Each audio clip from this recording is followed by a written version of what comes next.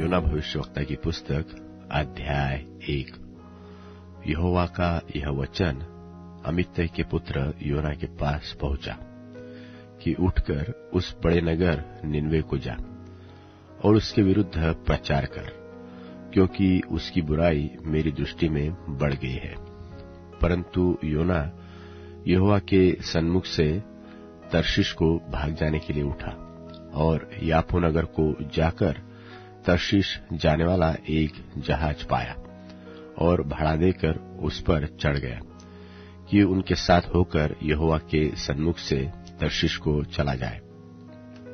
तब यहोवा ने समुद्र में एक प्रचंड आंधी चलाई और समुद्र में बड़ी आंधी उठी, यहाँ तक कि जहाज टूटने पर था। तब मल्लाह लोग डरकर अपने अपने देवता की दोहाई देने लगे और जहाज में जो व्यापार की सामग्री थी उसे समुद्र में फेंकने लगे कि जहाज हल्का हो जाए। योना जहाज के निचले भाग में उतरकर सो गया था और गहरी नींद में पड़ा हुआ था। तब मांझी उसके निकट आकर कहने लगा, तू भारी नींद में पड़ा हुआ क्या करता है? उठ, अपने देवता की दोहाई दे। संभव है कि परमेश्वर हमारी चिंता करे और हमारा नाश न हो। फिर उन्होंने आपस में कहा, आओ हम चिट्ठी डालकर जान ले कि यह विपत्ति हम पर किसके कारण पड़ी है। तब उन्होंने चिट्ठी डाली और चिट्ठी योना के नाम पर निकली। तब उन्होंने उससे कहा, हमें बता कि किसके कारण यह विपत्ति हम पर पड़ी है। तेरा उद्यम क्या है और तू कहां से आया है? तू किस देश और किस जाति का है? उसने उनसे कहा, मैं इब्री हूं और स्वर्ग का परमेश्वर यहोवा जिसने जल स्थल दोनों बनाया है उसी का भय मानता हूं।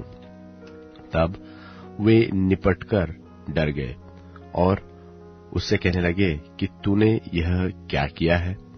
वे तो जान गए थे कि वह यहोवा के सन्मुख से भाग आया है, क्योंकि उसने आप ही उनको बता दिया था।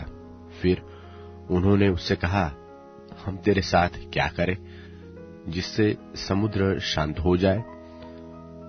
उस समय समुद्र की लहरें बढ़ती ही चली जाती थी। उसने उनसे कहा, मुझे उठाकर समुद्र में फेंक दो, तब समुद्र शांत पड़ जाएगा, क्योंकि मैं जानता हूं कि यह भारी आंधी तुम्हारे ऊपर मेरे ही कारण आई है। तो भी वे बड़े यत्न से खेते रहे कि उसको किनारे पर लगाए, परंतु पहुंच न सके, क्योंकि समुद्र की लहरें उनके विरुद्ध बढ़ती चली जाती थी। तब उन्होंने यहोवा को पुकारकर कहा, हे यहोवा, हम विनती करते हैं कि इस पुरुष के प्राण की संति हमारा नाश न होने दे और न हमें निर्दोष की हत्या का दोषी ठहरा, क्योंकि हे यहोवा, जो कुछ तेरी इच्छा थी वही तूने किया है। तब उन्होंने योना को उठाकर समुद्र में फेंक दिया और समुद्र की भयानक लहरें थम गई। तब उन मनुष्यों ने यहोवा का बहुत ही भय माना और उसको भेंट चढ़ाए और मन्नतें मानी। यहोवा ने तो एक बड़ा सा मगरमच्छ ठहराया था कि योना को निगल ले, और योना उस मगरमच्छ के पेट में 3 दिन और 3 रात पड़ा रहा।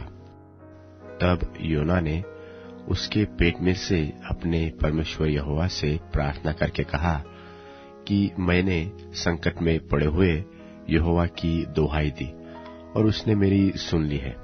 अधोलोक के उदर में से मैं चिल्ला उठा और तूने मेरी सुन ली।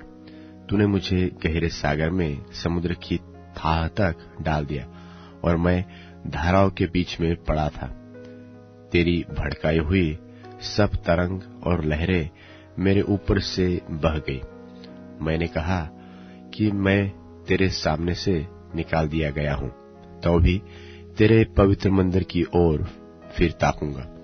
मैं जल में से यहां तक घिरा हुआ था कि मेरे प्राण निकल जाते थे। गहरा सागर मेरे चारों ओर था और मेरे सिर में सिवार लिपटा हुआ था। मैं पहाड़ों की जड़ तक पहुंच गया था।